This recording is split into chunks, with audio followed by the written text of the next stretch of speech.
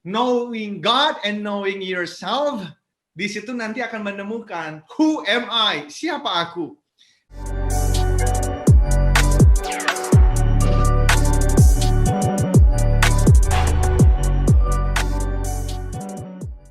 Mungkin Pak Eloy, pertanyaan secara cepat aja, boleh dijelaskan 5 tahapannya gitu sampai di sesi yang ketiga ini, silakan. Yes, thank you Mas Daryl. Jadi semua listener sahabat Sonora, kata pertama dimulai dari huruf K. Ya, ini bahasa Inggris, nanti kita jelaskan pelan-pelan. K itu berarti menjadi know, K-N-O-W, know. Berarti mengenal, mengetahui. Yang kedua dimulai dari kata W, worship. Lalu 3, kata S, serve. Lalu 4, E, enjoy. Dan S adalah share. Jadi Anda bisa membayangkan ada kata know, di atasnya worship, di atasnya serve, di atasnya enjoy, di atasnya share. Jadi KW, SES, KW, SES. Nah, itu supaya mudah untuk dihafalin Mas Daryl. Yes, ya. Yeah. Nah, know itu di dalamnya ada 2 kata lain, yaitu God and yourself. Ya, Allah dan diri Anda sendiri. Jadi mengenal apa? Mengenal Tuhan yang Maha Kuasa, apapun agama, iman, kepercayaan Anda. Then yourself, mengenal diri sendiri. Kalau nggak salah Mas Daryl juga paham bener dah mengenai konsep ini kan ya. Karena kalau mengenal penciptanya, kita akan mengenal diri kita sendiri. Ya, semakin kita mengenal diri sendiri, maka itu menolong kita untuk masuk ke tahapan yang kedua. Namanya adalah worship. Semua orang itu menyembah sebetulnya Mas Daryl. Walaupun dia ateis, tidak percaya kepada Sang Pencipta pun, sebetulnya dia menyembah. Menyembah apa? Ya dia bisa menyembah kekayaannya, dia bisa menyembah ketenarannya, dia bisa menyembah dirinya sendiri ketika dia merasa bahwa semuanya itu yang penting adalah aku maunya apa, itu loh. Nah, di dalam knowing tadi itu pertanyaannya yang kita mau kenal itu apa? Semua listeners dan sahabat Sonora, ini COVID sudah 1 tahun bersama dengan kita. Tolong bayangkan ya, semua listeners, kira-kira 10 tahun dari sekarang, ketika anak cucu kita bertanya kepada kita ini, waktu COVID-19 itu hadir, Dad, Grandpa, Grandma, Mom, ayah, ibu, kakek, nenek, ya, belajar apa ya waktu itu? What did you do? Melakukan apa waktu tahun 2020-2021 itu? What did you do? Apa yang Anda lakukan? Kira-kira Anda menjawab apa ya? Saya kok nggak rela gitu loh. Kalau menjawabnya itu, papi ada waktu, atau saya ada waktu bersih-bersih rumah, beres-beres perpustakaan, ya. Terus, saya rajin olahraga karena banyak waktu. What else? Apalagi? Ya itu aja. Nggak mau menggunakan itu aja itu, Mas Daryl.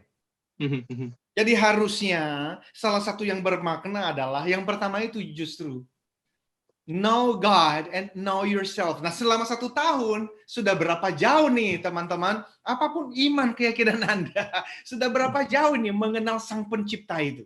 Dan kalau betul-betul Anda mengenal Sang Pencipta, sudah berapa jauh juga Anda mengenal diri sendiri? Karena ini basics.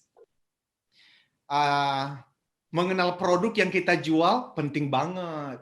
Mengenal industri yang kita masukin penting sekali. Tapi ya ini dia yang seringkali kita akhirnya kurang tajam, kurang serius, kurang rajin. Yaitu tadi justru yang pertama ini, mengenal Sang Pencipta itu dan mengenal dirimu. Loh, kenapa? Buat apa? Karena bicara meaningnya ada di sana.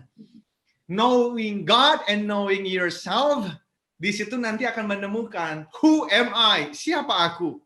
Dan apa meaning? Nah, saya tahu ini mungkin ada beberapa pendengar yang tidak setuju. Oleh karena apa? Ini versinya theocentric.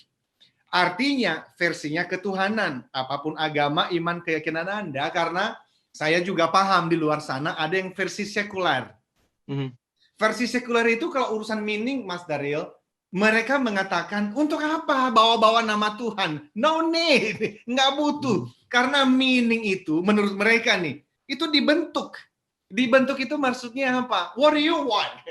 Anda suka musik, ya udah, jadikan musik sebagai makna dari hidup Anda. Anda suka sport, ya sudah, jadikan sport menjadi makna hidup Anda. Maksudnya apa? Ya udah, Anda hidup untuk sport. Kalau Anda suka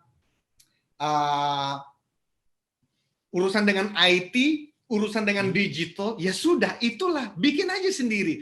Bahkan kalau kita bicara lebih daripada sekadar sekuler, teman-teman yang very actively disebut sebagai ateis, yang sangat tidak percaya bahwa Allah Tuhan itu ada, mereka juga beberapa mengatakan, there is no meaning. Nggak usah lah bicara meaning. Apa sih? Hidup ini cuman ya ini aja. Karena itu nanti masuk di dalam hedonisme. Artinya apa? Hedon gitu loh Mas. Udah nikmatin aja dah. Hidup cuman sekali, nggak ada makna apa-apa. Udah, ya enjoy the day saja. Nah, tapi kan kita tetap memilih dong. Kita mengikuti prinsip-prinsip yang mana? Ya, saya mengikuti prinsip ketuhanan itu. Sehingga bagi saya, yang namanya meaning bukan dibentuk, tetapi ditemukan. Nah, ditemukan itulah yang kemudian nanti harusnya membawa kita kepada meaningful life. Nah, saya tahu ada banyak orang-orang yang tidak terlalu tertarik mengenai hal ginian, Mas Ariel. Tetapi, saya kira masih ada orang-orang yang mau komitmen. Dan ini sudah tahun yang ke-16, 10 Februari yang lalu, Capstone merayakan ulang tahun ke-16. Dan memang saya komitmen selama 6 tahun dan seterusnya ngomongin beginian. Saya kira kalau ada 10% saja orang Indonesia yang akhirnya terinspirasi dan bisa mendapatkan meaningful life dari penjelasan-penjelasan ini, maka hidupku pun menjadi bermakna. Seperti itu, Mas Daryl. Oke, bagaimana sih sebetulnya kita mengenali makna hidup yang sesungguhnya? Karena biasanya banyak orang yang belum mengetahui visi misi goalnya, sehingga kayaknya menurut saya belum menemukan makna hidup. Nah, how to-nya seperti apa, Pak Eloy? Agar makna kehidupan itu betul-betul bisa kita ketahui, kita rasakan, dan kita lakukan. Oke. Oh, this is good. Dan ya, tadi saya barusan sampaikan versi dari TML ya, Theocentric Motivation and Leadership. Jadi caranya yang paling pertama adalah ya kenali dulu kan siapa yang menciptakan kita.